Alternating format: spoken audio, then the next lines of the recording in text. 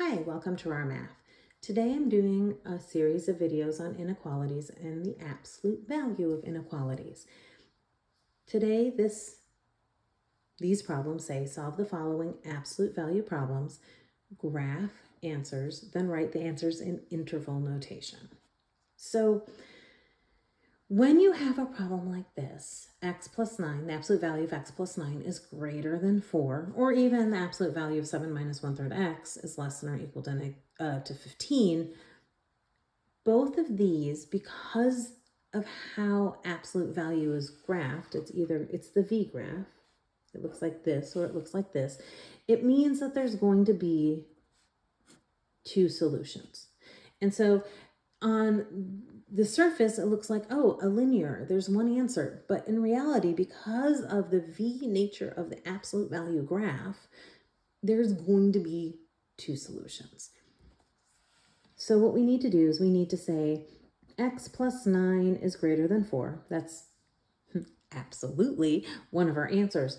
But the other one is x plus 9 is less than -4. So we switch our inequality and we switch the sign on the constant. Now you only can do that when the part of the problem that's in the absolute value is alone. So if there was anything else here, a plus or a minus, something multiplied outside the absolute value bracket, if there was anything else with the absolute value, you would have to deal with that first before you could do this part. As it goes, there was nothing with the x plus 9, so we could just jump to the separating it out. Then we subtract 9 from these two. We also subtract 9 from these two.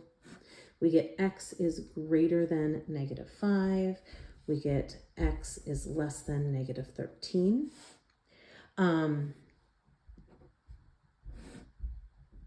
I want to put these, negative infinity, positive infinity. It's nice to do that so you don't put the -5 first and the -13 second. You remember that -13 is actually closer to negative infinity than -5.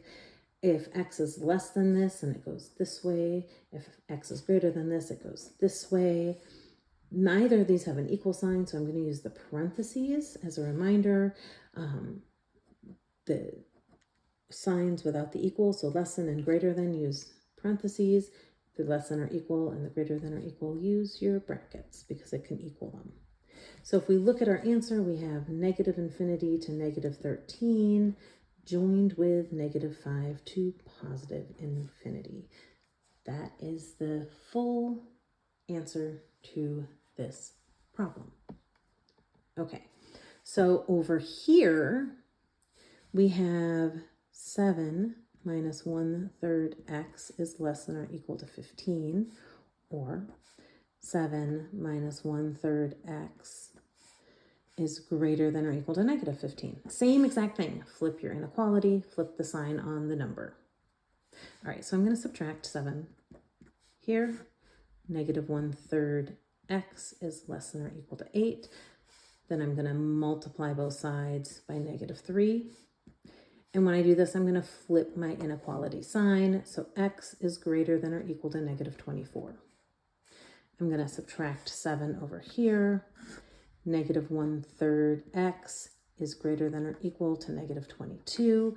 I'm going to multiply both sides by -3. Flip my inequality sign, and x is greater than or equal to 66. That didn't get flipped. Less than or equal to 66.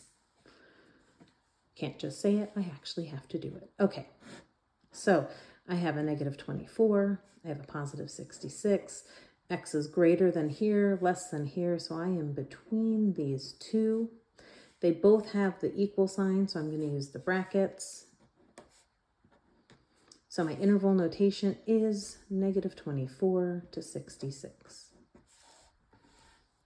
And we have our answers. All right, I hope you've enjoyed this video.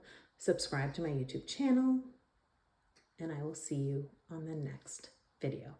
Thank you.